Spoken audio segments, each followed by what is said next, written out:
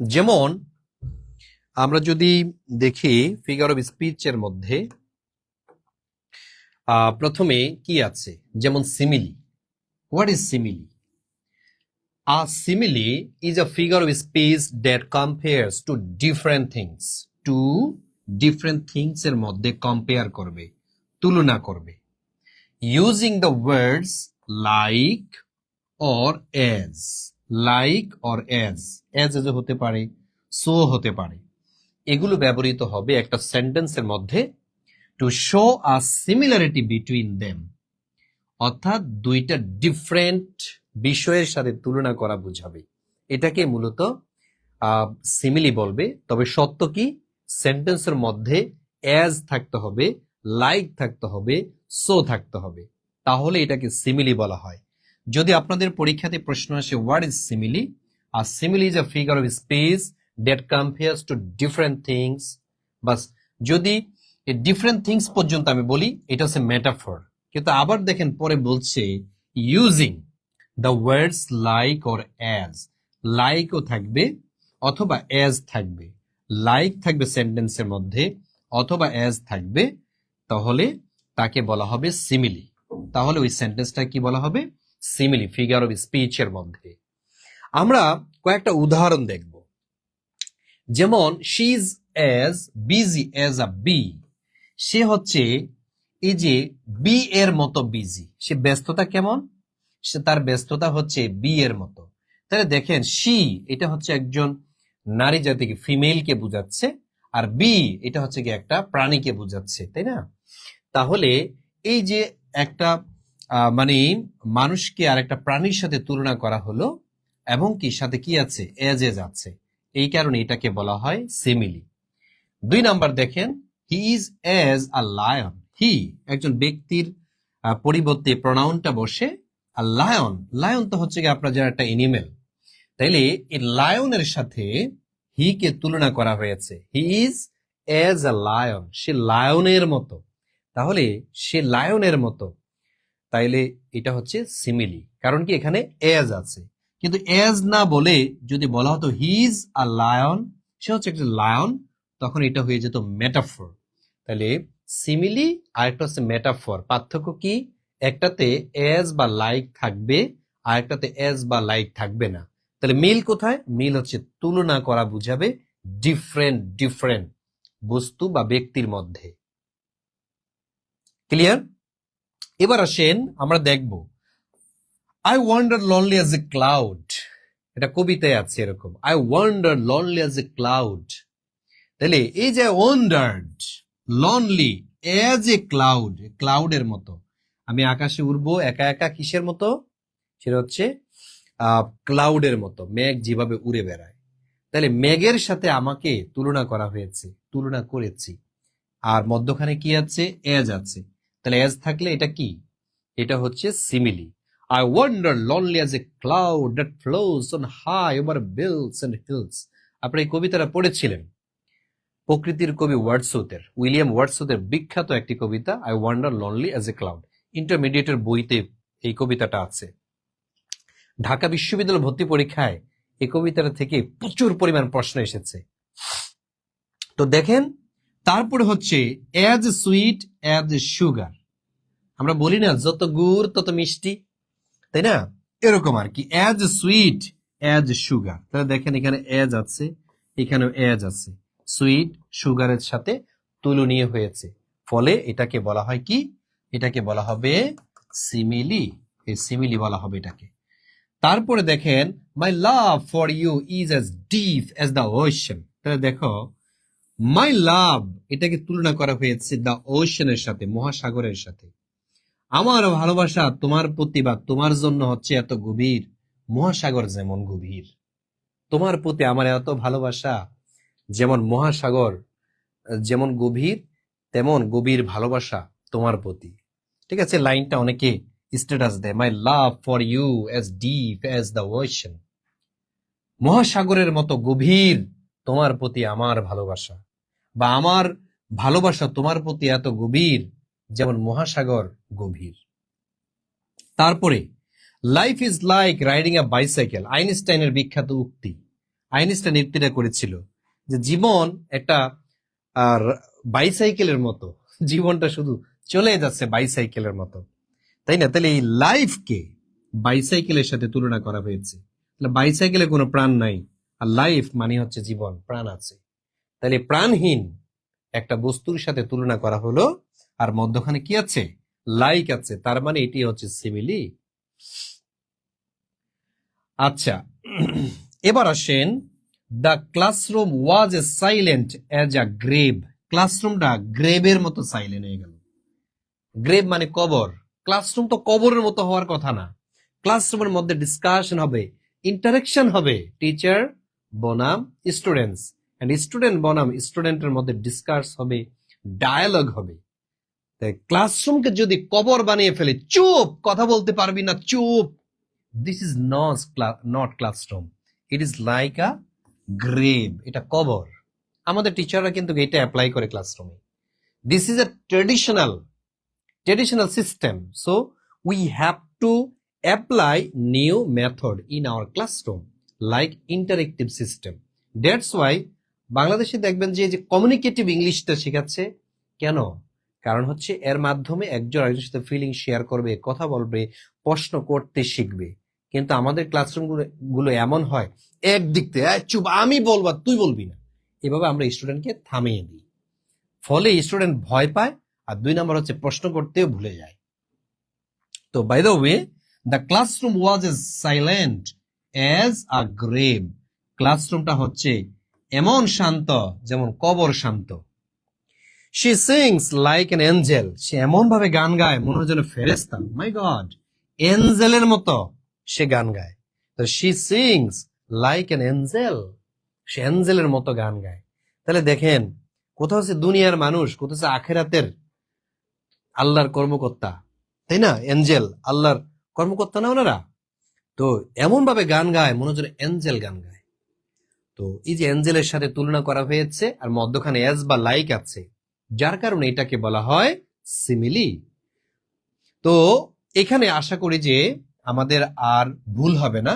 কিভাবে আমরা সিমিলিকে আইডেন্টিফাই করব, আমি আবারও দেখিয়ে দিচ্ছি সিমিলি কি। Simile is a figure of speech that compares to different things using the words like or as to show a similarity between them. আচ্ছা, এবার আমরা চলে যাব সিমিলির বিপরীতটাতে, মানে প্রায় কাছাকাছি। দেখেন, মেটাফর এটা কি? A metaphor is a figure of speech that compares to different things by saying that one thing is another without using like or as. দেখেন এখানে উইদাউট বলেছে, without using like or as, অর্থাৎ like অথবা as এখানে থাকবে না। এটাকে বলা হয় কি? এটাকে বলা হয় মেটাফর। তার মানে দুইটা ব্যক্তি বস্তুর মধ্যে বা ডিফারেন্ট বস্তুর মধ্যে তুলনা হবে, কিন্তু কেউ কারোর সাথে কি হবে না, মানে তুলনা হবে কিন্তু এজ বা লাইক যুক্ত হবে না। তাহলে সিমিলির বিপরীত কিন্তু হচ্ছে, মানে মতই হচ্ছে, কিন্তু এজ বা লাইক হচ্ছে না। তাইলে আমরা একটু দেখে নেই, এটা কিছু উদাহরণ দেখে নেই।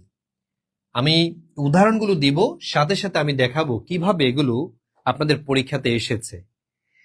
টাইম ইজ মানি, সময় হচ্ছে টাকা।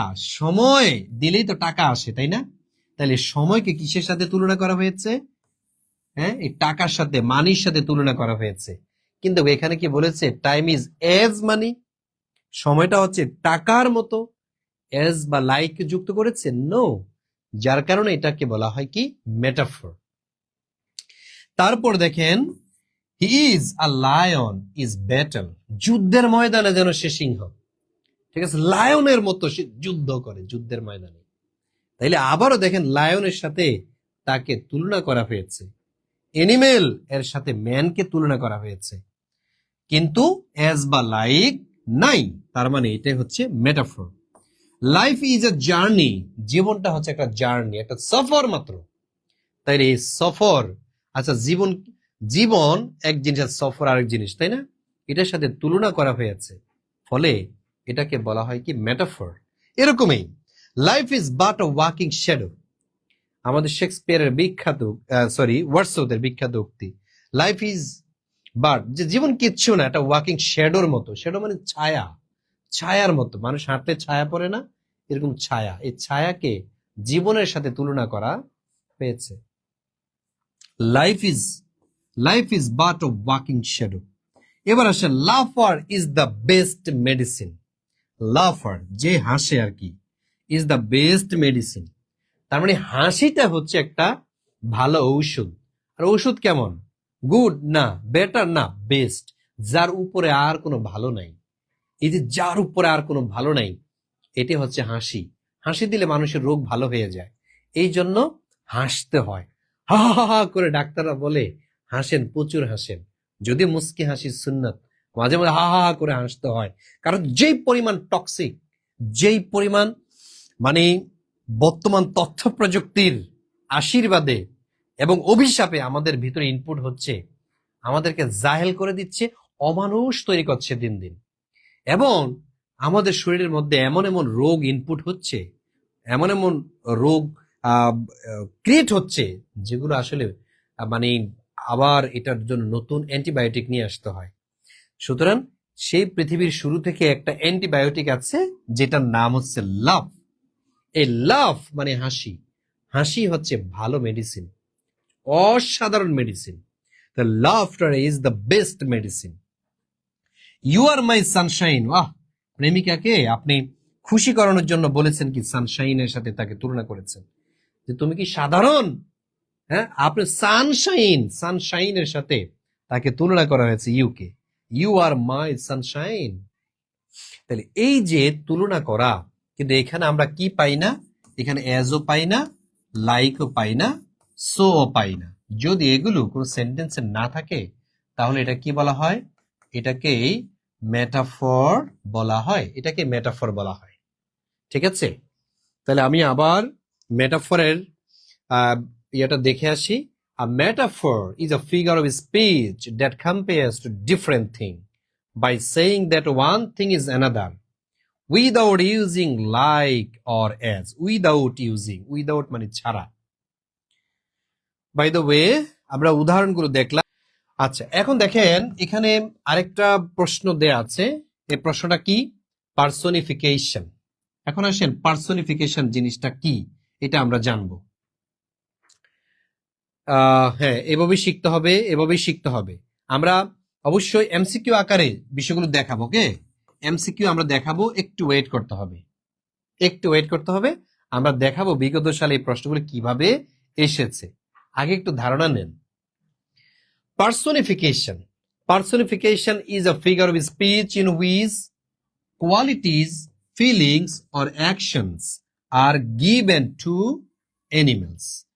দেখা যাচ্ছে যে অ্যানিমেলস এর প্রতি, অবজেক্টস এর প্রতি অথবা আইডিয়ার প্রতি হচ্ছে গিয়ে কোয়ালিটি প্রদান করা হবে। অর্থাৎ একটা গুণাগুণ, এটা মানুষের ক্ষেত্রে খাটে, কিন্তু এটা নিয়ে হচ্ছে আপনি অন্য অ্যানিমেলস অথবা অবজেক্টস অথবা আইডিয়ার উপর এটা খাটিয়ে দিলেন। ঠিক আছে? তো এই যে বিষয়গুলো, এগুলাকে বলা হয় কি? এগুলাকে বলা হয় পার্সনিফিকেশন। চলুন আমরা উদাহরণের মাধ্যমে শিখব। আমরা ডেফিনেশনের তুলনায় উদাহরণটা শেখাটা খুব জরুরি। এবার আসেন, উদাহরণের মধ্যে দেখতে পাই আমরা প্রথমে কি দেয়া আছে? The waves beside them danced, I wander lonely as a ক্লাউডের মধ্যে এই লাইনটা আছে। বলা হয়েছে দ্য ওয়েবস, ঢেউগুলো, বিসাইড পাশেই, দেম বিসাইড মানে তাদের পাশে, ড্যান্সড নেচেছিল। ঢেউগুলো তাদের পাশে নেচেছিল। আচ্ছা, সমুদ্রের ঢেউ কি নাচতে পারে মানুষের মতো? মানুষেরা নাচতে পারে, তাই না? প্রাণী নাচতে পারে, কিন্তু সমুদ্রের ঢেউ নাচে কিভাবে? একই তালে তো নাচছে তারা, একই তালে তো হচ্ছে, একই রকম দেখে। এটা কি নাচের সাথে তুলনা করেছেন আমাদের ওয়াটসন। তো এখন দেখেন, মানুষের গুণটাকে যখন বস্তুর মধ্যে ঢুকিয়ে দিবে, মানুষের কোয়ালিটি যখন বস্তুর মধ্যে চলে আসবে, এটাকে বলা হয় পার্সোনিফিকেশন। এটা ব্যক্তির হওয়ার কথা ছিল। তাইলে 2 নম্বর দেখেন, পেন ইজ আ গুড জাজ। তাহলে গুড জাজ, ভালো বিচারক কে? কলম। আচ্ছা, বিচার আচার করে আইনজীবীরা, মানুষ। আর এখানে বলছে পেন। পেন কি আসলে গুড জাজ? হ্যাঁ হ্যাঁ, এটা আসলে গুড জাজ। ঠিক আছে, কলম এটা হচ্ছে গুড জাজ। এই কারণে দেখেন মানুষের গুণটাকে কলমের ভিতরে ঢুকিয়ে দিল বলে এটাকে পার্সনিফিকেশন বলা হয়। My computer works very hard. আমার কম্পিউটার কাজ করে হচ্ছে কঠোর ভাবে কাজ করে, কঠোর কাজ করে আমার কম্পিউটার। এটা রেঞ্জ এত ভালো। তাহলে কম্পিউটার কি আসলে কাজ করে নাকি মানুষ কাজ করে? মানুষ কাজ করে, কিন্তু এখানে বুঝিয়েছে যে মানুষের দ্বারা কম্পিউটার কাজ করে। তাহলে মানুষের যে গুণাগুণটা এটা কম্পিউটারের মধ্যে দিয়ে দিল বলে এটাকে পার্সনিফিকেশন বলা হয়। তারপরে টাইম ফ্লাইজ, সময় উড়ে যায়, সময় চলে যায়। আচ্ছা, উড়ে যায় হচ্ছে পাখি বা প্রাণী, তাই না? তাইলে সময় উড়ে কিভাবে? সময় কি আসলে উড়ে যায়? হ্যাঁ, বলছে হ্যাঁ উড়ে যায়। যদি আপনি কল্পনা করেন, ওই যে এক জায়গায় বললো যে টাইম ইজ মানি, সময় মানি হচ্ছে কি টাকা। আপনি যত সময় দিবেন তত টাকা ইনকাম হবে। সময় দিবেন না, টাকাও আসবে না। পরিশ্রম করবেন না, টাকা আসবে না। তেমনি ভাবে আপনাদের এখানে বলা হয়েছে টাইম ফ্লাই, সময় উড়ে যায়। তো উড়ে যায় হচ্ছে পাখি, আর এখানে বলেছে টাইম। তারপরে আসেন, the rain kissed the earth. আচ্ছা, বৃষ্টি পৃথিবীকে চুমা দিয়েছিল। আচ্ছা, বৃষ্টি কি আসলে চুমা দিতে পারে? এই যে মেঘ থেকে বৃষ্টি হয়, এই বৃষ্টি কি চুমাইতে পারে নাকি? তাই না? সে হচ্ছে নাকি পৃথিবীকে কি দিচ্ছে? চুমো দিচ্ছে। মানে কবিদের ভাষার শেষ নেই। তাহলে the rain kissed the earth, চুমা চুমি করতে পারে হচ্ছে মানুষ, আর এখানে বলছে বৃষ্টি করে। এই কারণে এটাকে বলা হয় পার্সনিফিকেশন। তারপরে opportunity knocked at the door. Opportunity দরজার কড়া নাড়ে। আচ্ছা, সুযোগ সুবিধা এরা কি আসলে কড়া নাড়তে পারে বলেন? কোন মানুষ অথবা কোনো প্রাণী গিয়ে হচ্ছে কড়া নাড়তে পারবে দরজার? কিন্তু অপরচুনিটি, অপরচুনিটি যে সুযোগ সুবিধা, এটা কিভাবে কড়া নাড়বে? তাইলে এটা কি মানুষের গুণ নয়? এই কারণে এটাকে কি বলা হয়? পার্সনিফিকেশন। তাইলে ব্যক্তির গুণাগুণ যখন অন্য কোনো প্রাণীকে দেয়া হয়, বস্তুকে দেয়া হয়, দিয়ে হচ্ছে সেন্টেন্স তৈরি করে বাক্য তৈরি হয়, সেই বাক্যটাকে কি বলা হয়? পার্সনিফিকেশন। ক্লিয়ার?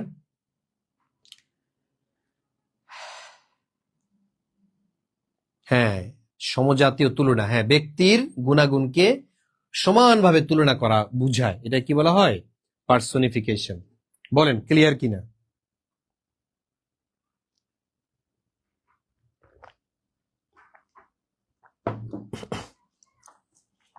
এখানে আর কোনো প্রশ্ন আছে আপনাদের?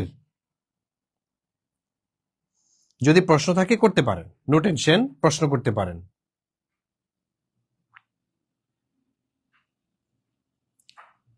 ওকে, এবার আমরা দেখব হচ্ছে পরের কি আছে দেখি, আইরনি। আচ্ছা, এবার দেখব আমরা আইরনি। প্রশ্ন হচ্ছে ভাইয়া আইরনি কি? কন্ট্রাডিকশন। কন্ট্রাডিকশন মানে কি? বিপরীত। Between what happens and what you expect to happen. কি ঘটলো আর তুমি কি চাইছো, মানে আমি চাই একটা কিন্তু ঘটলো আরেকটা। ঠিক আছে? যেমন আমি বললাম সে নিয়মিত অনুপস্থিত, এটা ইংলিশ কি হবে? Regularly irregular. আচ্ছা, তাহলে কথাটা কি দেখেন তো, রেগুলার, রেগুলারলি, তাই না? তাহলে রেগুলারলি ধরেন, এটার বিপরীত কি? ইরেগুলার, ইরেগুলার, তাই না? তাহলে এখন দেখেন রেগুলারলি এটার বিপরীত হচ্ছে ইরেগুলার। আমি যদি এভাবে বলি রেগুলারলি ইরেগুলার, সে নিয়মিত অনুপস্থিত, তাহলে কি হলো না? তো প্রথমে শুই না, হ্যাঁ ও আচ্ছা ঠিক আছে, সে নিয়মিত অনুপস্থিত থাকে, ধারাবাহিকভাবে সে অনুপস্থিত থাকে। রেগুলারলি ইরেগুলার, তাহলে এটাকে বলা হয় কি? আইরনি। আমি চাই, আমি মনে করি একটা কিন্তু হয় আরেকটা।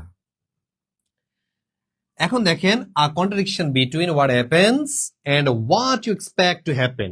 যারা ইংলিশের আছেন এগুলো মুখস্থ করতে হবে, পরীক্ষাতে এইভাবে আপনার আসবে। এবার দেখেন এটার উদাহরণটা, a fire station burns down. যে ফায়ার স্টেশন, এখানে আগুন লাগছে। আচ্ছা বলেন, ফায়ার স্টেশন, আপনাদের ফায়ার সার্ভিস যারা, তো এখানে ওনারা কাজ কি নিয়ে কাজ করেন? আগুন নিভানোর কাজ করেন। কিন্তু এখানে যদি আগুন লাগে কেমন লাগে বলেন, তাই না? The police station gets robbed. যে পুলিশ স্টেশনের মধ্যে ডাকাতি হয়েছে। দেখেন পুলিশ হচ্ছে ডাকাত ধরে, আর ওখানে ডাকাতি যদি হয় কেমন লাগতেছে? তাই না? তাহলে দেখেন এটা কন্ট্রাডিকশন, কিন্তু পুলিশ আর ডাকাত এটা তো বিপরীত ধর্মী লোক, বিপরীত শব্দ, কিন্তু এখানে পাশাপাশি বসছে। তার মানে এটা আইরনি, যে the police station gets robbed, the police station.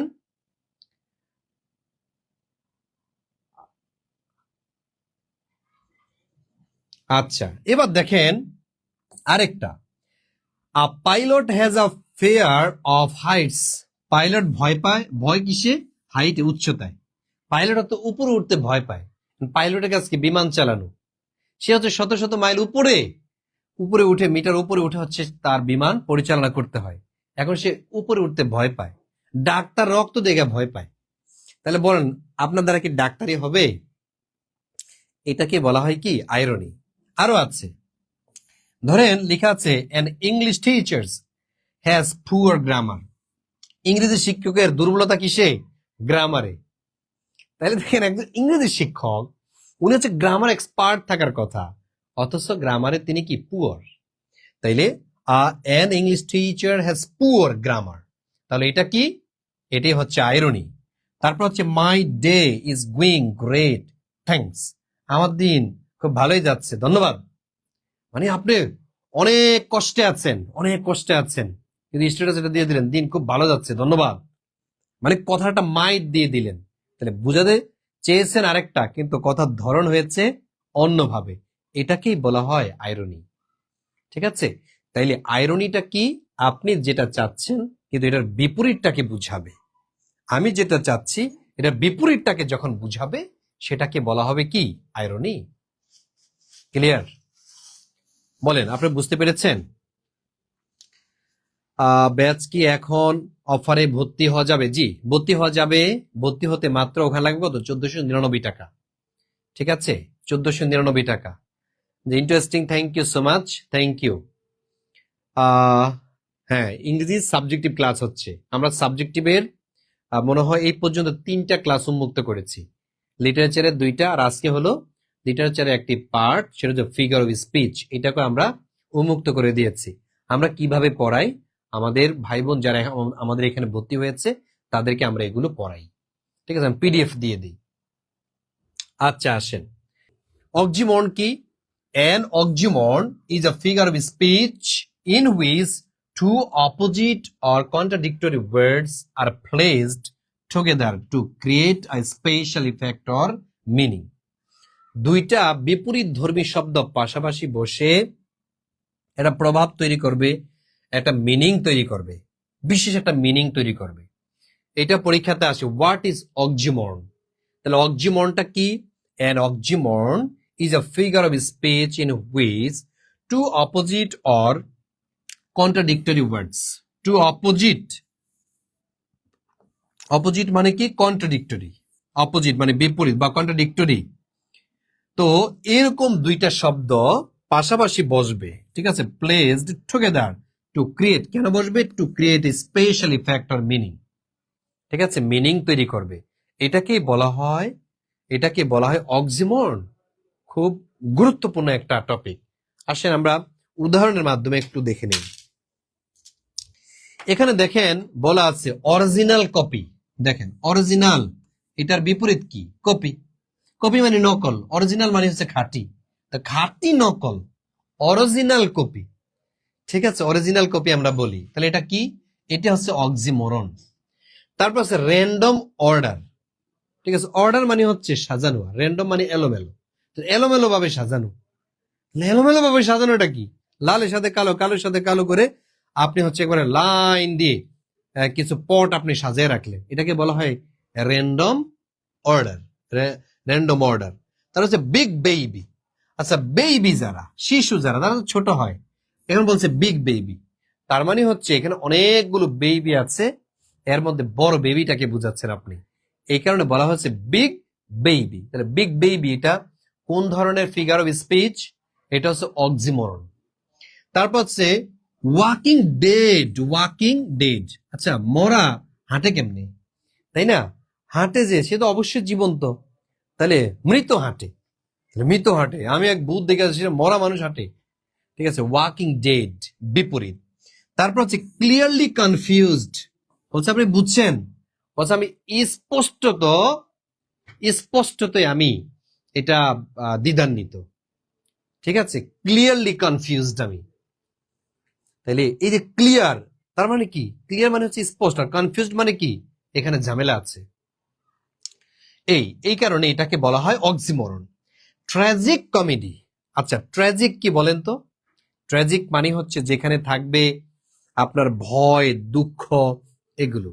তাহলে ট্র্যাজিক কমেডি মানে হলো, ট্র্যাজিক কমেডি, আবার কমেডি হচ্ছে হাস্যরসাত্মক। তাহলে একটা হচ্ছে দুঃখ, একটা হচ্ছে হাসি। তাহলে মানে কমেডিটা কেমন? কমেডিটা হচ্ছে মানে হাস্যরসাত্মক। তারপর দেখেন প্যাসিভ অ্যাগ্রেসিভ। প্যাসিভ মানে হচ্ছে অধীনস্থ, আর অ্যাগ্রেসিভ মানে হচ্ছে কি? মানে খেপাটে।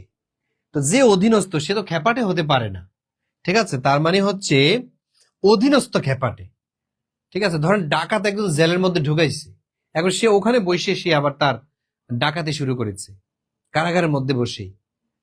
তো এই হচ্ছে, এগুলাকে বলে প্যাসিভ অ্যাগ্রেসিভ, অ্যালোন টুগেদার, ঠিক আছে, একসাথে, মানে একা একা একসাথে।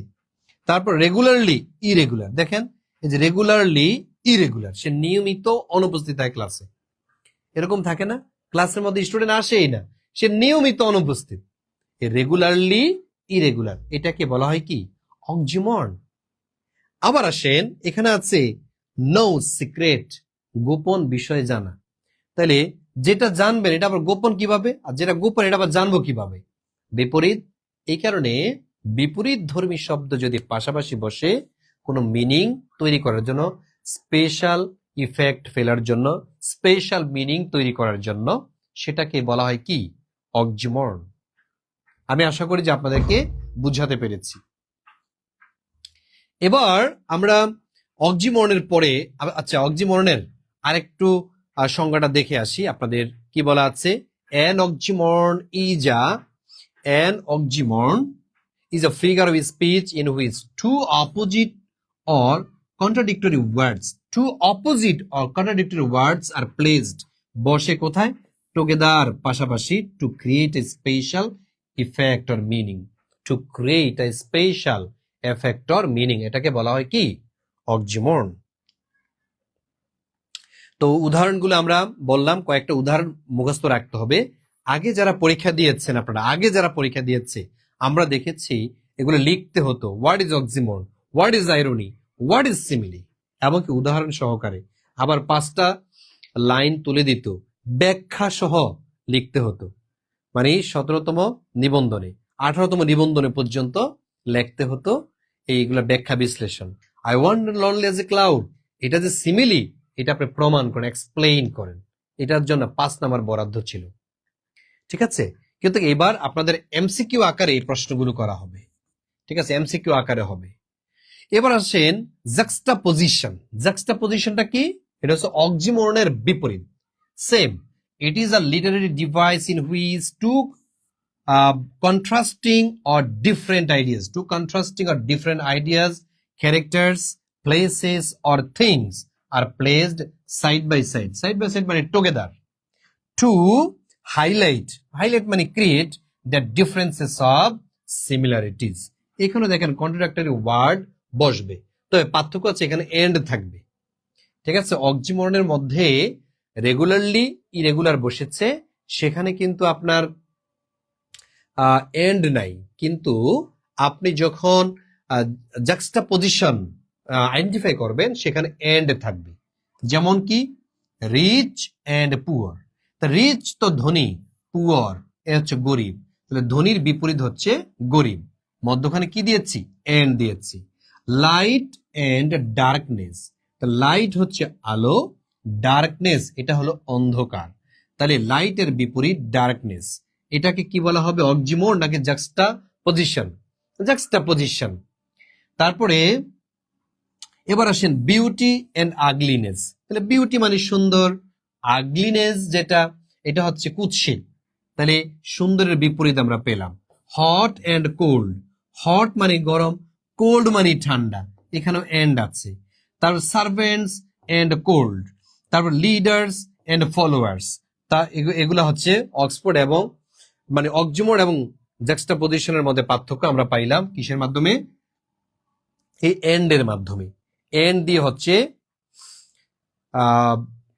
দিয়ে হচ্ছে এটাকে পার্থক্য করা, বুঝাবে। তারপরে আছে স্যাটায়ার। স্যাটায়ার মানে কি? ব্যঙ্গ করা, কোনো কিছুকে ব্যঙ্গ বিদ্রুপাত্মক তৈরি করা। আহ, তো দেখেন, এখন দেখেন satire. Satire is a literary device that uses humour, irony, exaggeration or ridicule to criticize people's faults in social problems or political issues. একজন বলেছেন, স্যার আপনি ইংলিশ পড়ান, আজকে জানলাম।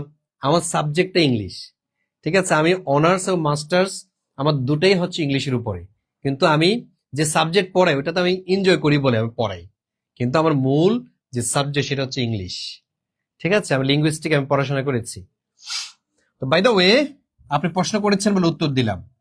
তো satire is a literary device that uses humour, irony, exaggeration মানে অতিরঞ্জন, exaggeration ব্যবহার করবে এখানে, or ridicule to criticise peoples fault.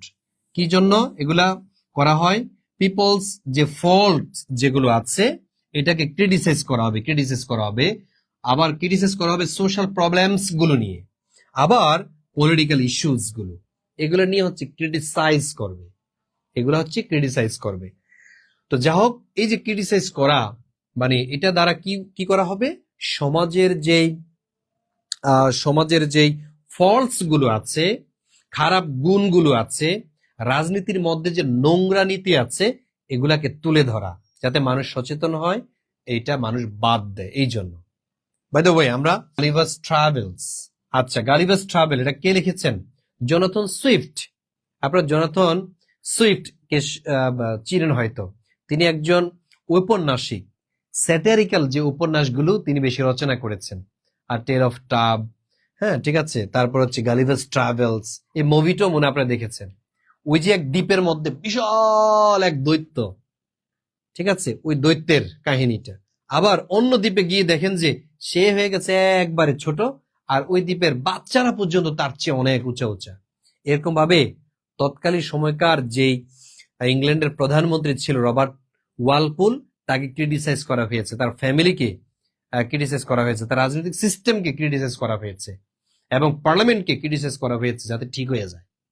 এই জন্য জোনাথন সুইফট সারা জীবন তিনি সমালোচনা করেছেন, ফলে তার ভালো কোনো চাকরি বাকরি হয় না।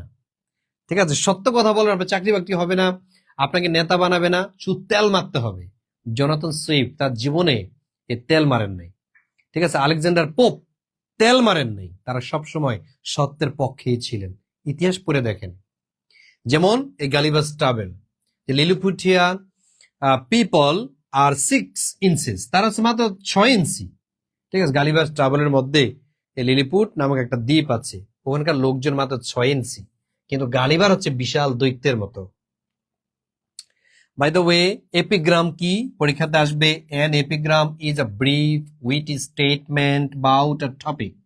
তাহলে an epigram is a brief witty statement about a topic. আর টপিক সম্পর্কে আপনার মানে সংক্ষিপ্ত আকারে বুদ্ধিদীপ্ত শব্দ প্রয়োগের মাধ্যমে তুলে ধরাকে কি বলা হয়?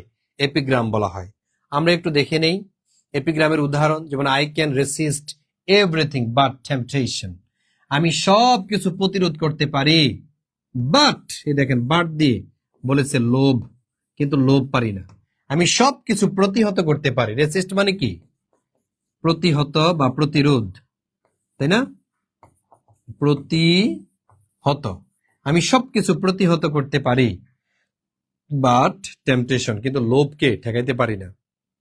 তার মানে এমন এক শব্দ বললেন, পুরো মিনিংটা চেঞ্জ হয়ে গেছে। তাহলে আপনি কিচ্ছুই পারেন না। যে আমি, আমার ভালো গুণ আছে, আমার সব গুণ ভালো, শুধু আমি মিথ্যা কথা বলি। তার মানে কি? একটা মিথ্যা কথা আপনার সব গুণ শেষ। বুঝতে পেরেছেন? আমি 8 থেকে 10 ঘন্টা পড়াশোনা করি, ক্লাসের পড়া ক্লাসের মধ্যে দিতে পারি, আমি হোমওয়ার্ক করি নিয়মিত, আমি বাচ্চাদেরকে পড়াতে পারি অসাধারণ ভাবে, কিন্তু আমি পরীক্ষায় ফেল করেছি। তাই কি বললেন? তাহলে মূল জায়গাতে আপনার সমস্যা। এটাকে কি বলা হয়?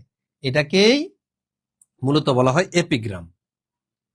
ঠিক আছে, এবার আসেন অ্যান্টিথেসিস কি? এটাও আসে আপনাদের পরীক্ষায়। It is a literary device to put two contrasting ideas together.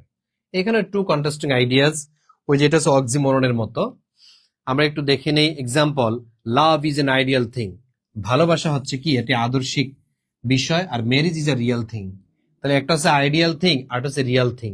এর মধ্যে হচ্ছে তুলনা করেছে sentence by sentence, sentence by sentence, এই হচ্ছে পার্থক্যটা এপিগ্রামের। তারপরে ম্যান প্রপোজড, গড ডিসপোজড। মানুষ কি করেছে? প্রপোজড করেছে, আর গড গড এটাকে বাদ দিয়ে দিয়েছে, ডিসপোজড করে দিয়েছে।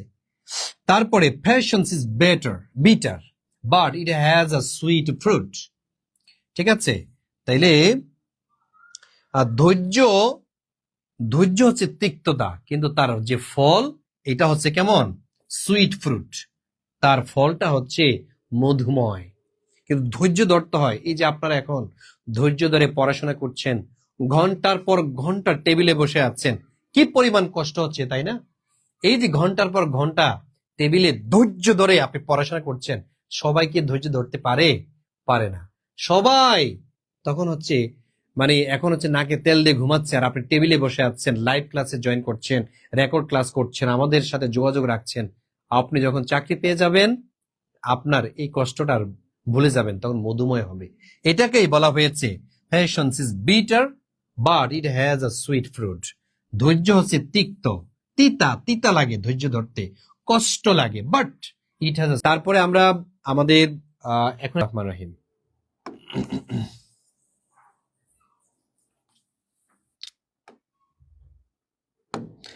আচ্ছা, 1 নম্বর প্রশ্ন আপনাদের পরীক্ষাতে এভাবে আসবে। The repetition of beginning consonant sound is known as. অর্থাৎ বারবার কনসোনেন্ট সাউন্ড যদি হয় কোথায়? বিগিনিং। একটা ওয়ার্ডের শুরুতে যদি মানে পরপর কনসোনেন্ট সাউন্ড আসে, এটাকে কি বলা হয়? পার্সোনিফিকেশন? নো। পার্সোনিফিকেশনটা মনে আছে? ওই যে ব্যক্তির গুণাবলী যদি বস্তুর উপর দেয়া হয়, এটাকে পার্সোনিফিকেশন বলা হয়। তারপর অনোমাটোপিয়া? নো, এরকম কোনো আমরা পড়ি না এই পর্যন্ত, তার মানে এটা হচ্ছে না। তারপরে এলিটারেশন নাকি রাইম?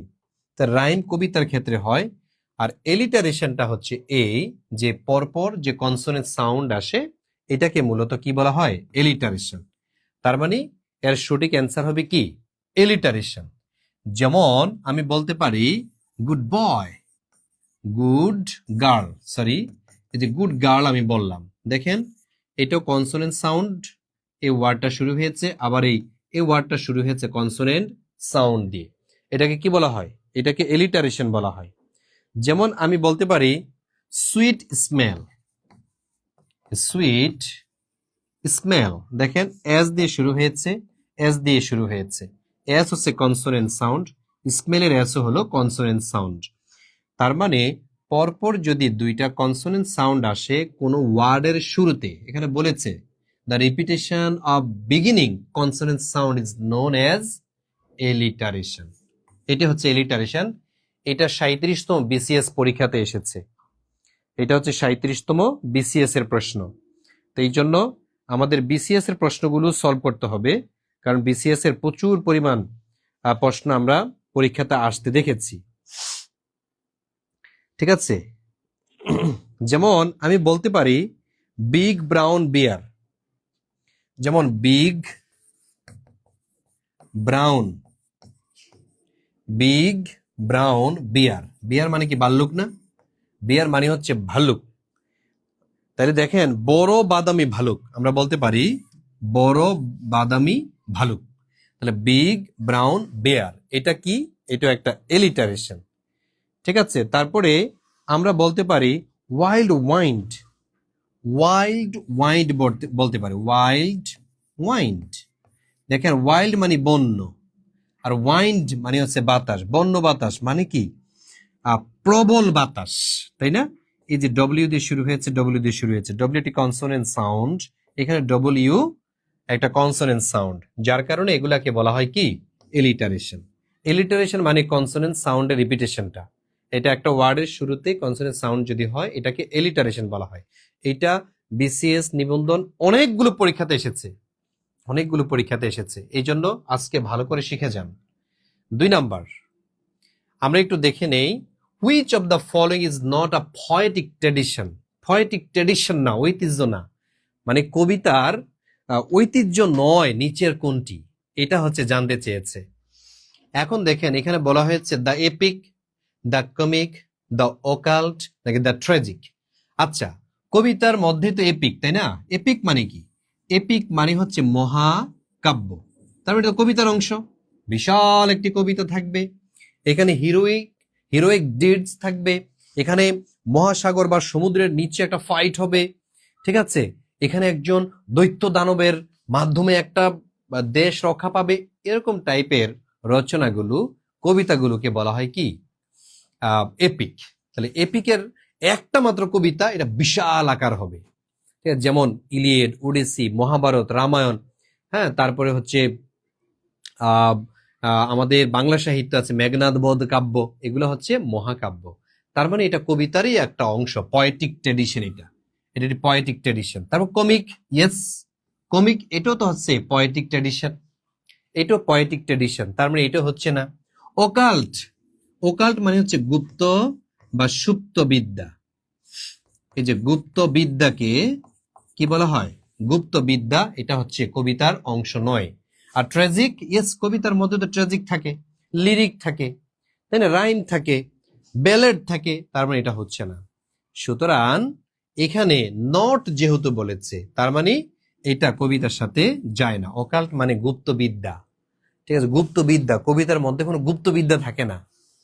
তাইলে কবিতার বৈশিষ্ট্য বা ঐতিহ্য নয় কোনটি, সেটা হচ্ছে অকাল্ট। হ্যাঁ, এইভাবে আপনার পরীক্ষায় প্রশ্নগুলো আসবে। এবার আমরা আরেকটা প্রশ্ন দেখি। এখানে বলা হয়েছে what is a funny poem of 5 lines called, মানে এই যে মজার কবিতা আছে না, অফ 5 লাইন্স কল্ড, এর 5 লাইনকে কি বলা হয়?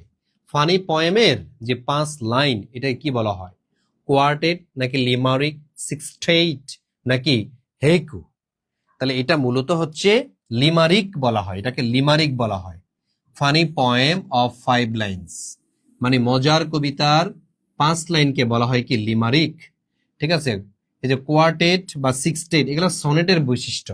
সিক্সটেট এটা হলো সনেটের বৈশিষ্ট্য, তার মানে funny poem of 5 lines is called limerick. 4 নম্বর প্রশ্ন, the comparison of unlike things using the words like or as is known to be dash, মানে তুলনীয় কোন বস্তু যেটা তুলনা করা হবে লাইক অথবা অ্যাজ দিয়ে, এটা আমরা কি হিসাবে জানি বা কি হিসাবে আমরা চিনি এটাকে? এটার অ্যান্সার আপনারা করবেন। এটাকে কি মেটাফর বলে, সিমিলি বলে, নাকি এলিটারেশন বলে, নাকি পার্সনিফিকেশন বলে? দেখি মনোযোগ কতটুকু আছে আপনাদের, আপনারা কারা এই প্রশ্নের উত্তর করতে পারেন, আমি একটু দেখতে চাই। হ্যাঁ, কলেজ পর্যায়ের জন্য, স্কুল পর্যায়ের জন্য, স্কুলে যদি আপনি এগুলো না পড়ে যান, ঠিক আছে, শুধু গ্রামার পড়ে যান, বিপদ হতে পারে। কলেজে তো আসবেই, স্কুলও এখান থেকে প্রশ্ন আসবে, ঠিক আছে, যেহেতু প্রশ্ন অনেকগুলো এমসিকিউ আকারে হবে, সুতরাং সাহিত্য থেকে এই 2, 4, 5টা প্রশ্ন, 10টা প্রশ্ন দেয়া কিন্তু ওনাদের অপরাধ না, এটা দেওয়া ওনাদের একটা লিগ্যালিটি আছে, ঠিক আছে। ওকে, তাইলে আপনারা যেটা বলেছেন সেটা হচ্ছে সিমিলি, এটা হলো সিমিলি, আপনাদের উত্তরটি যথার্থ হয়েছে। লাইক এবং অ্যাজ, লাইক এবং অ্যাজ যদি কোনো সেন্টেন্সের মধ্যে থাকে, ওই সেন্টেন্সটা দ্বারা যদি কম্প্যারিজন করা হয়, কম্পেয়ার করা হয়, তখন সেটাকে সিমিলি বলা হয়। শুধু লাইক অ্যাজ থাকলেই সেটা সিমিলি না। যেমন আমি যদি বলি I like you, I like you, আমি তোমাকে পছন্দ করি, এটা কি সিমিলি নাকি মেটাফর? এটা কি সিমিলি নাকি মেটাফর? মনে রাখবেন, এটা সিমিলিও না, মেটাফরও নয়। কারণ কি? এটা রিজনটা কি? হ্যাঁ, রিজন হচ্ছে এটা দ্বারা নো কম্প্যারিজন, এখানে কি নাই? নো কম্প্যারিজন, এখানে কোনো কিছু তুলনা করা বুঝায় না বলে এই লাইক দ্বারা এখানে আসলে সিমিলি বুঝাবে না। তাহলে সিমিলি বুঝানোর সত্য কি? তুলনা করতে হবে, ঠিক আছে, ডিফারেন্ট বিষয়ের সাথে তুলনা করতে হবে, আর তুলনা করবে এজ অথবা লাইক দিয়ে, এজ অথবা লাইক দিয়ে। ঠিক আছে, শুধু লাইক বা অ্যাজ পাইলে আপনি মেরে দিয়েন না যে এটা হচ্ছে simile. Climax of a plot is what happens. একটা প্লটের, একটা নাটকের ক্লাইম্যাক্সে আসলে কি ঘটে, কি ঘটে মানে কখন ঘটে। The climax of a plot is what happens. ঠিক আছে, ইন দ্য বিগিনিং, বিগিনিং ঘটে নাকি এট দ্য হাইট, একবারে হাইট, মানে ক্লাইম্যাক্স মানে তো হাইট, তাই না? এটা শুধু মিল, এটা শুধু মিলে দেখেন, এন্ড শেষ না। কনফার্মে এটা কি লেখা আছে? কনফ্রন্টেশন না, এটাও না। বিগিনিং নো, তার মানে হবে এট দ্য হাইট। তাহলে the climax of plot is what happens, 35তম বিসিএস এর প্রশ্ন, এইটা হবে at the height, at the height হবে। 6 নম্বর প্রশ্ন, class and social conflict is the key understanding of dash. তাহলে এখানে বলা হয়েছে class and social conflict is the key understanding of, কিসের চাবিকাঠি, কি বুঝার চাবিকাঠি হিসেবে কাজ করে এই ক্লাস এন্ড সোশ্যাল কনফ্লিক্টটা। ক্লাস শ্রেণী বিভাজন এবং সামাজিক যে বৈষম্য, এটা আসলে কিসের, কি বুঝার চাবিকাঠি? এটা কি ফেমিনিজম, নাকি ফর্মালিজম, নাকি স্ট্রাকচারালিজম, নাকি ম্যাক্সিজম, নাকি মার্কসিজম? হ্যাঁ, এটা আপনারা পড়েছেন, এটা বিসিএস পরীক্ষা তো এসেছে, মনে রাখতে হবে এটা হলো মার্কসিজম। ঠিক আছে, তাহলে class and social conflict is the key understanding of Marxism. Karl Marx, Karl মার্কসের নাম শোনেন না আপনারা? আচ্ছা, thank you so much Bilal Hossain, আপনার মেসেজ আমি পেয়েছি, আপনাকে এখনই অ্যাড করে দেওয়া হবে। অ্যাড করে দেন ওনাকে, এখনই অ্যাড করে দেওয়া হবে। আর যারা যারা টাকা পাঠিয়েছেন, অনেকের মেসেজ আসছে, আপনারা হচ্ছে এভাবে সেন্ড মানি ডান লিখে ফেলবেন, ওকে? তাহলে আপনাদেরকে গ্রুপে অ্যাড করতে সুবিধা হয়। পরবর্তী প্রশ্ন, আ সং এমব্রয়েডাইড, মূলত embroidered religious and sacred emotion. A song embroidered religious and sacred emotion. তাহলে এই গানগুলোকে কি বলা হয়? যেখানে রিলিজিয়াস এন্ড স্যাক্রেড বা পবিত্র ইমোশন থাকবে, এটাকে কি লিরিক বলা হয়, নাকি ওড বলা হয়, নাকি হাইম, নাকি ব্যালেড বলা হয়? তাহলে রিলিজিয়াস এন্ড স্যাক্রেড ইমোশন যেটা, এটা হচ্ছে হাইম বলা হয়। ঠিক আছে, অনেকে হাইমন বলে, নো, এটার উচ্চারণ হবে হাইম, এটাকে হাইম বলা হয়। তারপরে 8 নাম্বার প্রশ্ন, এখানে বলা হয়েছে আ person who writes about his own life rights this. তাহলে আ পারসন, একজন ব্যক্তি, হু রাইটস, যে লিখেন, অ্যাবাউট হিজ ওন লাইফ, তার জীবনী সে নিজেই লিখে। নিজের জীবনী যদি নিজে লিখে, এটাকে কি বলা হয়? এটাকে কি ডায়েরি বলা হয়, নাকি বায়োগ্রাফি বলা হয়, নাকি অটোবায়োগ্রাফি বলা হয়, নাকি ক্রনিক্যাল বলা হয়? দেখি অ্যান্সার করেন তো। এই প্রশ্নটা তো আপনাদের অনেক পড়িয়েছি, আমার ক্লাসে আমি পড়িয়েছি, সাইদুল স্যার পড়িয়েছেন, আপনারা অনার্স মাস্টার্সে পড়েছেন। কোনটাকে বায়োগ্রাফি আর কোনটাকে অটোবায়োগ্রাফি বলা হয়?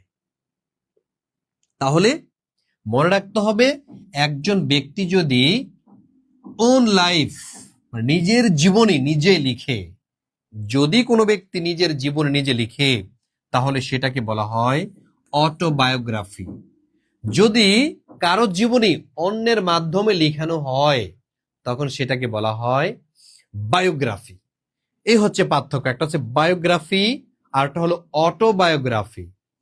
সম্রাট বাবর, তিনি একটি অটোবায়োগ্রাফি লিখেছেন, যেটাকে বলা হয় বাবরনামা। শেখ মুজিবুর রহমান অসমাপ্ত আত্মজীবনী তিনি নিজে লিখেছেন, এটাকে বলা হয় অটোবায়োগ্রাফি। বাট হজরত মোহাম্মদ ইসলামের উপরে অনেকে লেখালেখি করেছেন তার জীবনী নিয়ে, ওইটাকে বলা হয় বায়োগ্রাফি। হযরত মুহাম্মদ ইসলামের বায়োগ্রাফি, গৌতম বুদ্ধের বায়োগ্রাফি। ঠিক আছে, তাহলে অন্যের জীবনী যদি কেউ লিখে দেয়, তখন এটাকে বলা হয় কি বায়োগ্রাফি। আর নিজের জীবনী যখন নিজে লিখে, এটাকে বলা হয় অটোবায়োগ্রাফি। ক্লিয়ার? এটা ক্লিয়ার কিনা বলেন? Thank you so much, thank you so much. তাহলে what is the meaning of the euphemism?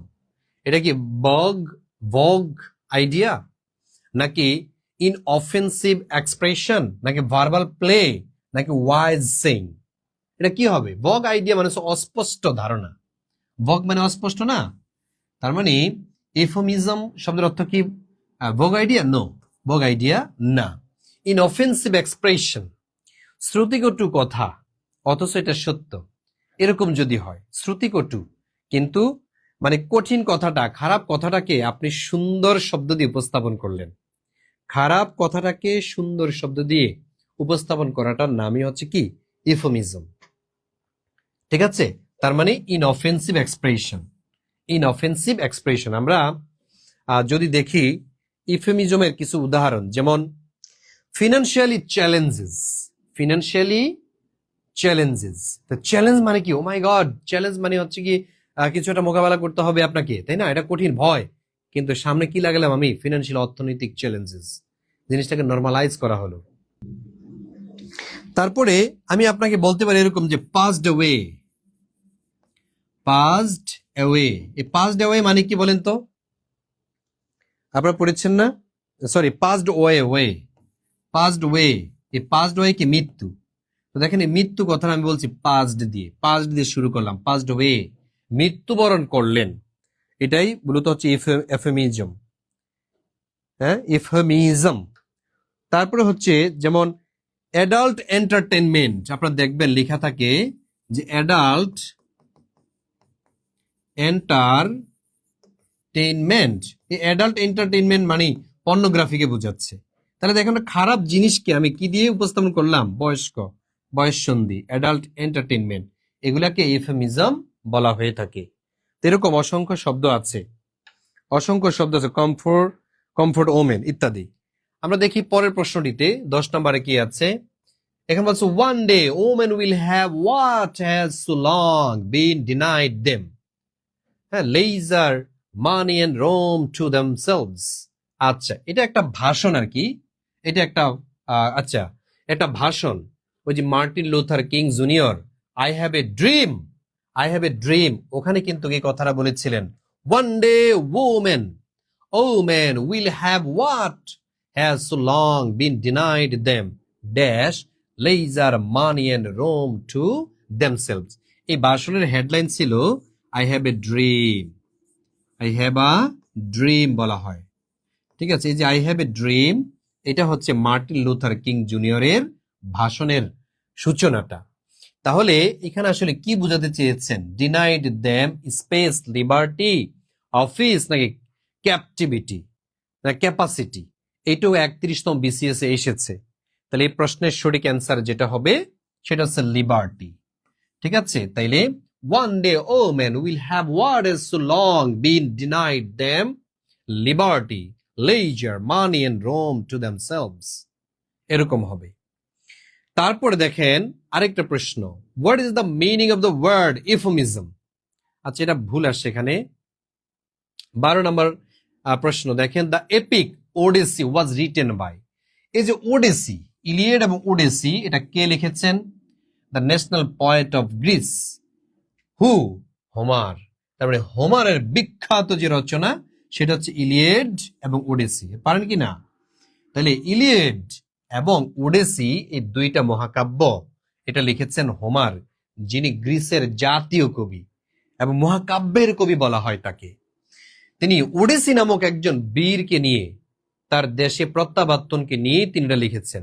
আর ইলিয়েড লিখেছেন ট্রোজান ওয়ার, ওই যে ট্রয় নগরী ধ্বংস হয়েছিল গ্রিক বীর এর মাধ্যমে, অ্যাকিলিসের মাধ্যমে, ওইটার তুলনা মানে ইতিহাসটা তুলে ধরেছেন ইলিয়েডের মধ্যে। এগুলা জাত মহাকাব্য। ঠিক আছে, তাইলে ওডিসি আমরা জানলাম। এবার আমরা দেখব হচ্ছে পরের প্রশ্নটি, the only medium of literature is dash. আচ্ছা, লিটারেচারের মিডিয়ামটা কি, মাধ্যমটা কি? ভাষার বা সাহিত্যের মাধ্যম কি ল্যাঙ্গুয়েজ, পেইন্টিং, নাকি স্কাল্পচার, নাকি আর্কিটেকচার? আর্কিটেকচার কেন হবে? আর্কিটেকচার না, স্কাল্পচার কেন হবে? পেইন্টিং কেন হবে? এটা হবে ল্যাঙ্গুয়েজ। ল্যাঙ্গুয়েজ দিয়ে কি প্রদান করা হয়? লিটারেচার। লিটারেচারের মাধ্যমে হলো ল্যাঙ্গুয়েজ। ঠিক আছে, তারপরে আমরা দেখব I wander lonely as a cloud is an example of dash. বলেন এটা কি হবে?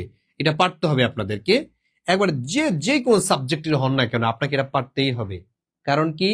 কারণ এটা আমি পড়িয়েছি 1 2 নম্বরে। আপনি সায়েন্সের হন, আর্টসের হন, আপনি ইংলিশ ছিল মানে ফিগার অফ স্পিচের এই টপিকটা আপনার অবশ্যই পড়া হয়েছে।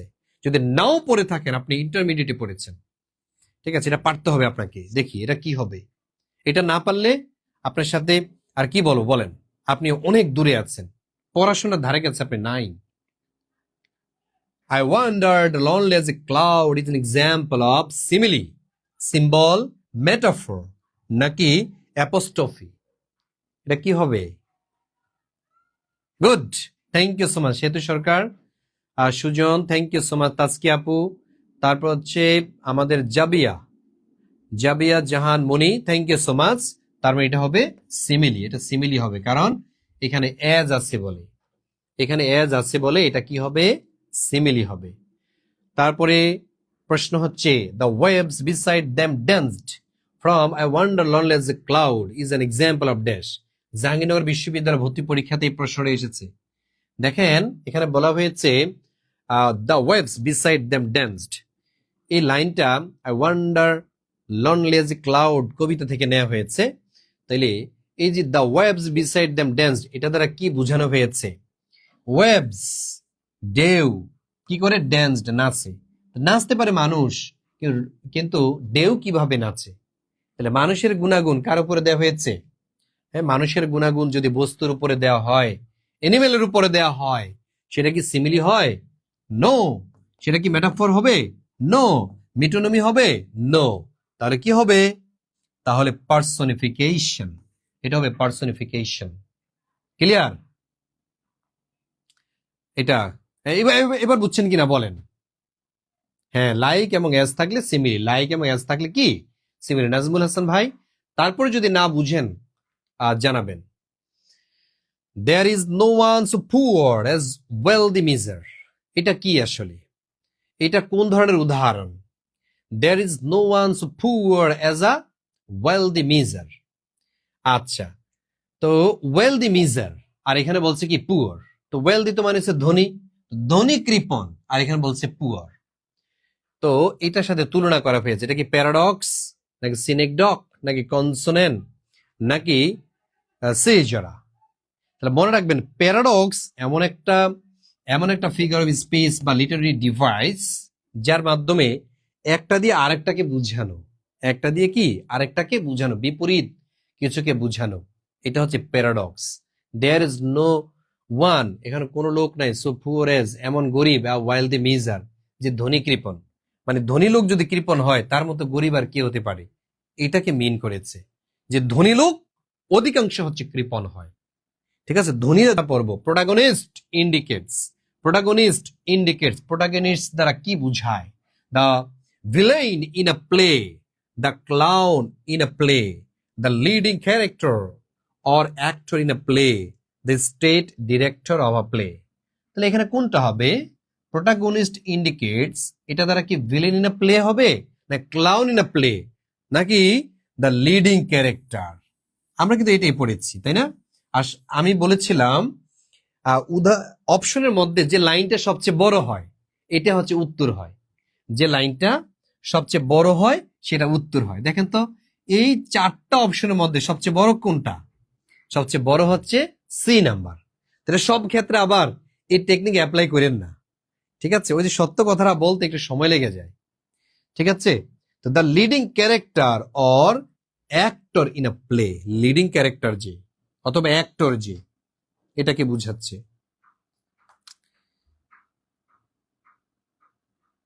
এবার আমরা দেখব হচ্ছে পরের প্রশ্নটি। When a person writes the story of his own life, it is called, যখন কোনো ব্যক্তি তার জীবনের ইতিহাস লিখবে, এটাকে কি বলা হয়? এটা অলরেডি আমরা আলোচনা করেছি, এন অটোবায়োগ্রাফি নাকি বায়োগ্রাফি। নিশ্চিত আপনারা অলরেডি অ্যান্সার করে ফেলেছেন, সেটা কোনটা হবে? যেগুলো সাহিত্যের, নাজমুল হাসান, অবশ্যই এটা সাহিত্যের অংশ, ঠিক আছে? এটা হচ্ছে an autobiography। কেন এটা?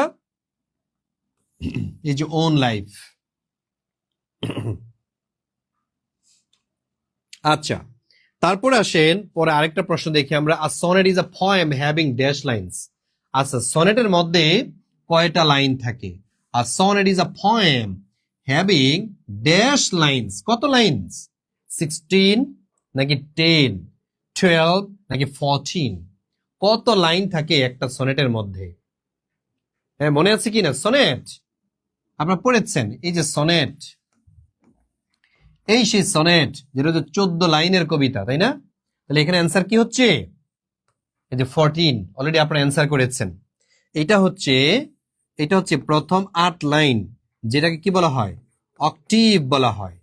আর এটা হচ্ছে 6 লাইন, এটাকে কি বলা হয়? সেস্টেট। এটাকে সেস্টেট বলা হয়। তাইলে 8 লাইন যেটা, এটাকে অক্টিভ বলা হয়, আর সেস্টেট বলা হয় 6 লাইনকে। তাহলে 8 আর 6 টোটাল কয় লাইনের হলো? এই 14 লাইনস হলো। 14 লাইনের কবিতা হলো। এই 14 লাইনের কবিতা পৃথিবীতে প্রথম লিখেছিলেন যিনি, তার নাম হচ্ছে পেত্রার্ক। এই সেই পেত্রার্ক, আপনারা বাংলাটা এইভাবে লিখেন, পেত্রার্ক। এই সেই পেত্রার্ক যিনি ইতালির জাতীয় কবি, ইতালির ন্যাশনাল পয়েট। ঠিক আছে, ইতালির জাতীয় কবির নাম হচ্ছে এই পেত্রার্ক, যাকে বলা হয় ফাদার অফ সনেট। তাহলে ওনাকে কি বলা হয়? Father of sonnet. তাহলে ফাদার অফ সনেট কে? ইতালীয় কবি পেত্রার্ক। আর যদি বলা হয় who is the father of Bangla sonnet, যখন বাংলা সনেট বলা হবে তখন হবে আমাদের মাইকেল মধুসূদন দত্ত। ইনি বাংলা সনেটের জনক। ঠিক আছে, ফাদার অফ বাংলা সনেট, তাহলে এটা হবে মাইকেল মধুসূদন দত্ত। যদি শুধু বলে ফাদার অফ সনেট, সনেটের জনক কে, তখন হবে পেত্রার্ক, যিনি ইতালির জাতীয় কবি। ঠিক আছে, এভাবে আপনাদের পরীক্ষাতে প্রশ্নগুলো আসে। ঠিক আছে, সনেট 14 লাইনের কবিতা, প্রতি লাইনে আবার 14টা করে অক্ষর থাকবে। মানে কি? 14টা লেটার্স থাকবে, যেখানে 14 লেটার্স থাকবে।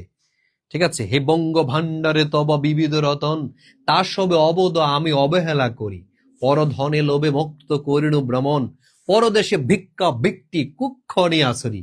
যে বঙ্গভাষা, যে সনেট আমাদের মাইকেল মধুসূদন দত্ত লিখেছিলেন। শতদেহে নদ পরমর মনে, শতদ তোমার কথা ভাবিয়ে বিরলে। কপোতাক্ষ নদ নামে আরেকটা সনেট আছে তার। তাহলে সনেট মানে হচ্ছে এমন কবিতা যেখানে 14টা লাইন থাকবে, আর প্রতি লাইনে 14টা লেটার্স থাকবে। ঠিক আছে, এটাকে কি বলা হয়? এটাকে সনেট বলা হয়। সনেটের জনক হলো পেত্রার্ক, আর বাংলা সনেটের জনক হলো আমাদের মাইকেল মধুসূদন দত্ত। বাংলা সনেটের জনক মাইকেল মধুসূদন দত্ত। ঠিক আছে, আচ্ছা, এবার আমরা দেখে নিব 20 নম্বর প্রশ্ন, ব্যালেড ইজ ড্যাশ। দেখেন, এগুলা বিগত সালে পরীক্ষা এসেছে, দুর্নীতি দমন ব্যুরোর পরীক্ষা এটা এসেছে। তো এখন দেখেন, ব্যালেড কি? A kind of short narrative poem, নাকি a kind of short condoling poem, a kind of short lyric poem, আচ্ছা, আর রাইম ভার্স। তাহলে এখানে আসলে কোনটা হবে? অলরেডি ব্যালেডের সংজ্ঞাটা কিন্তু এখানে দেয়া আছে। মনে রাখবেন, ব্যালেড মানে হচ্ছে kind of short lyric poem. ঠিক আছে, এটা কি পোয়েম? লিরিক, গান, গান।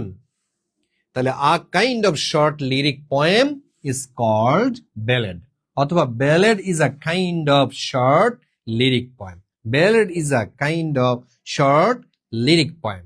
ব্যালেড is a kind of short lyric poem. মুখস্থ করে ফেলবেন, জিজ্ঞেস করতেই পারে আপনাকে ভাইবাতে, জিজ্ঞেস করবে আপনাকে এটা, what is ballad, what is satire, what is simile, জিজ্ঞেস করবে। ঠিক আছে, তখন যদি বলেন যেগুলো তো আমার মনে নেই স্যার, যারা আসতে পারেন।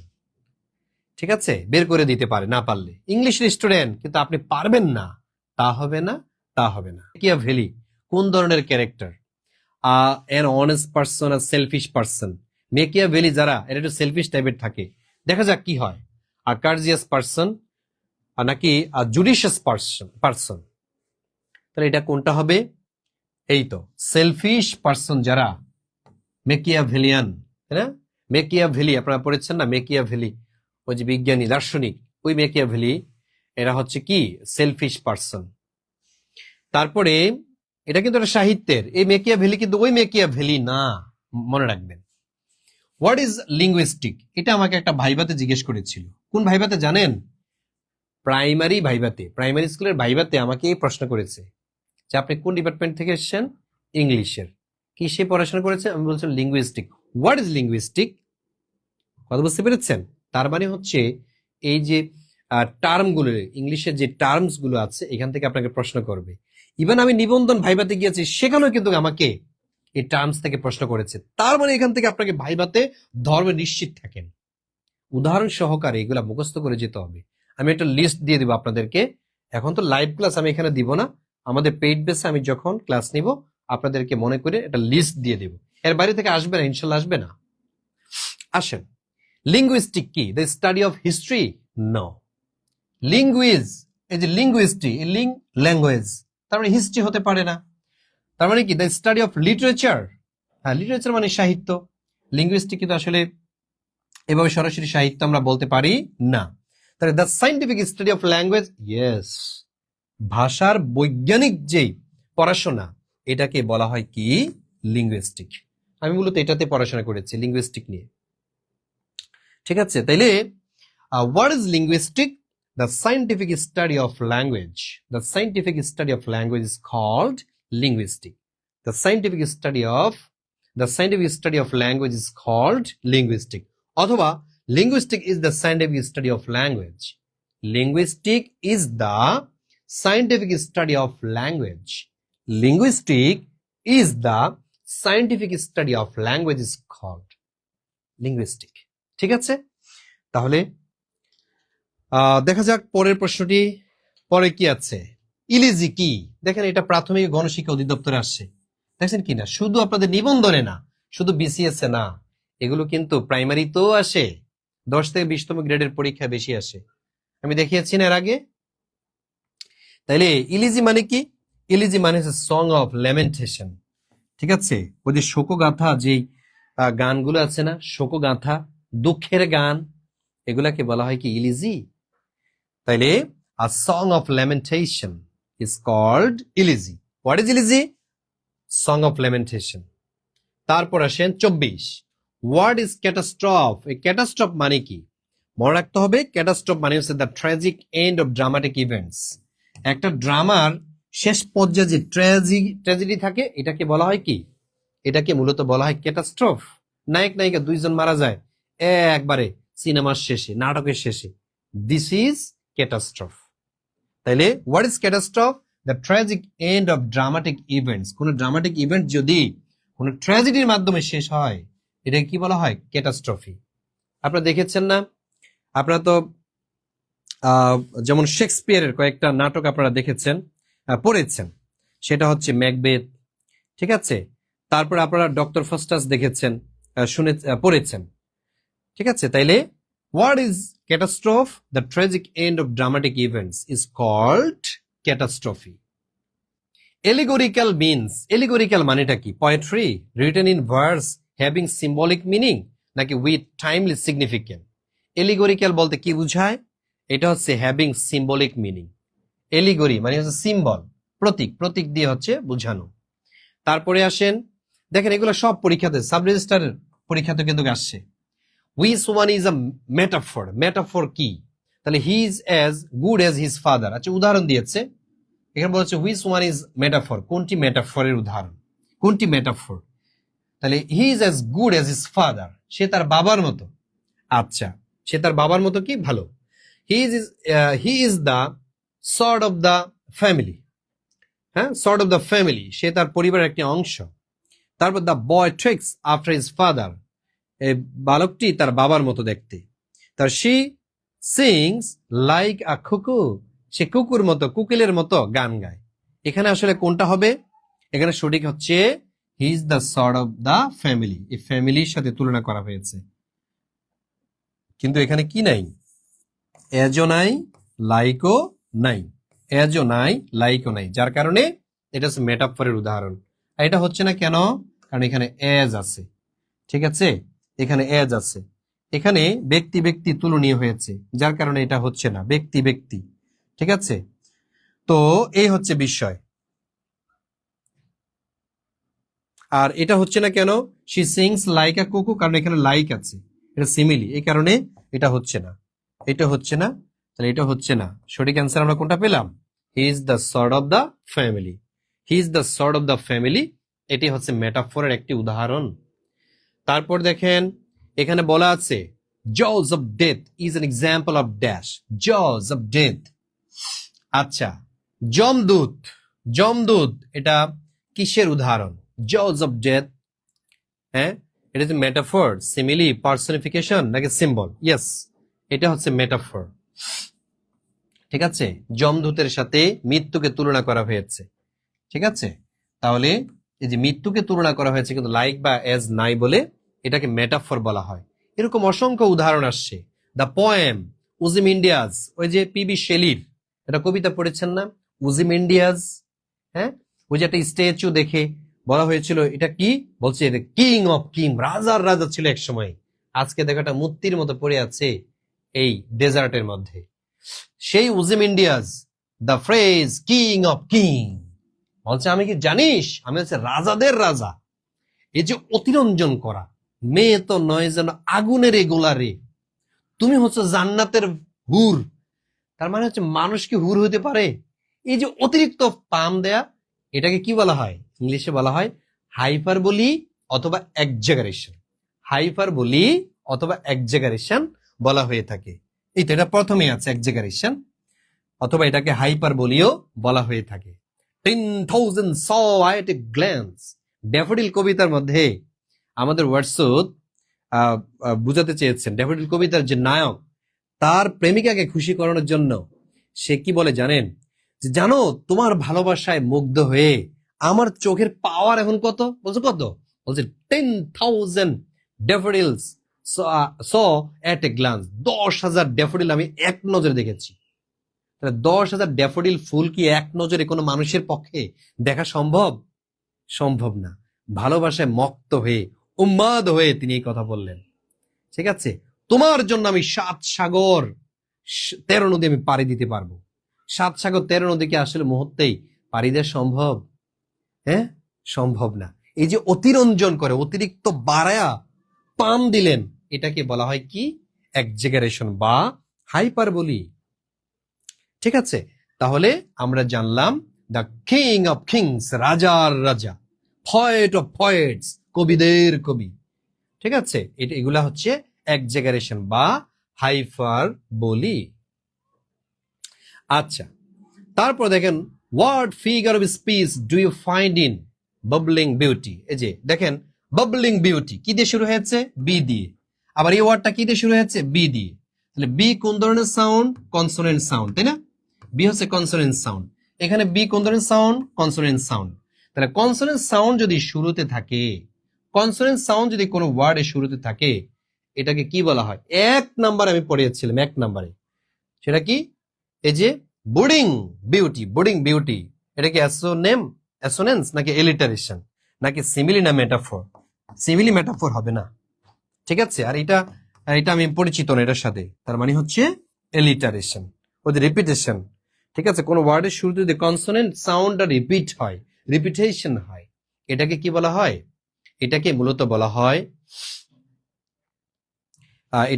বলা হয় alliteration. Clear? A novel in the form of letters is called, মানে যে নোবেলটা অর্থাৎ চিঠি, চিঠি দিয়ে শুরু হয়, এটা কি বলা হয়? এটা কি বলা হয়?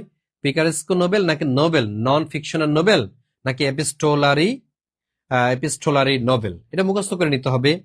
এটাকে বলা হয়, এটা আসলে ভুল আসছে মেবি, এই প্রশ্নটা ভুল আসছে। ঠিক আছে, আসেন প্লেজিয়ারিজম। প্লেজারিজমটা কি? এটার সাথে আমরা পরিচিত, এটা ঢাকা বিশ্ববিদ্যালয় ভর্তি পরীক্ষা এসেছে। প্লেজারিজম মানে কি? ওই যে একজনের আইডিয়া আরেকজন চুরি করে নিয়ে যাওয়া, এটাকে কি বলা হয়? প্লেজারিজম।